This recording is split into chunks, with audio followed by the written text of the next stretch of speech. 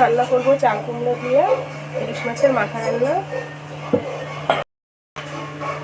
আজকে তোমাদের সাথে একটা নতুন রেসিপি আমি শেয়ার করছি, ইলিশ মাছের মাথা দিয়ে চাল কুমড়ো ঘন্ট।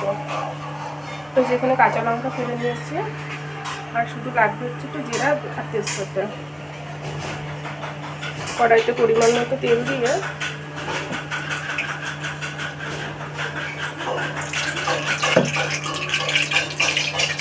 জিরে তেজপাতাটা দিয়ে দিলাম।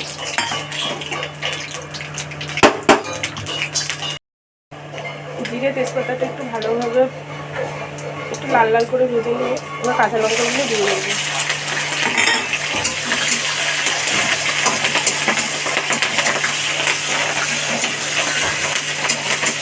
কাঁচা লঙ্কাটা ভালোভাবে ভাজা হয়ে গেলে ইলিশ মাছের মাথাটা দিয়ে দেবো।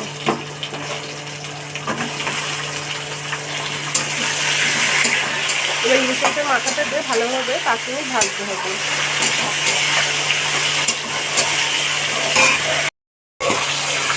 মাছের মাথাটা একটু ভালোভাবে ভেজে নিয়েছি। এবার চাল কুমড়াগুলো এর মধ্যে দিয়ে দেবো।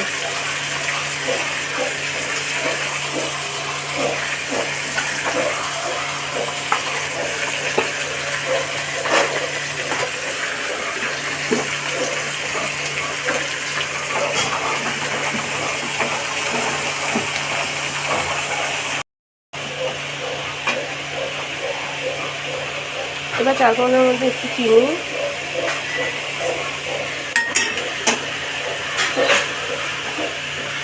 একটু লবণ আর একটু হলুদ গুঁড়ো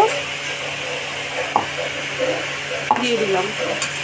এবার ভালো করে নাড়াচাড়া করে ঢাকা দিয়ে দিতে হবে কিছুক্ষণের জন্য।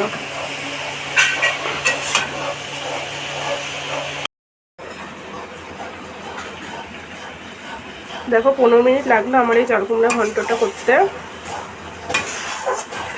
এখনই নামিয়ে দেবো। নুন মিষ্টি সব ঠিকঠাক হয়েছে কিনা দেখে। আমার চাল কুমড়া ঘন্ট রেডি। চাল কুমড়ো ঘন্ট রেডি। তোমরা অনেকে অনেকভাবে খেয়েছো, ইলিশ মাছের মাথা দিয়ে এরকমভাবে বানিয়ে খেয়েও খুবই ভালো লাগবে দুপুরবেলা গরম ভাতের সাথে।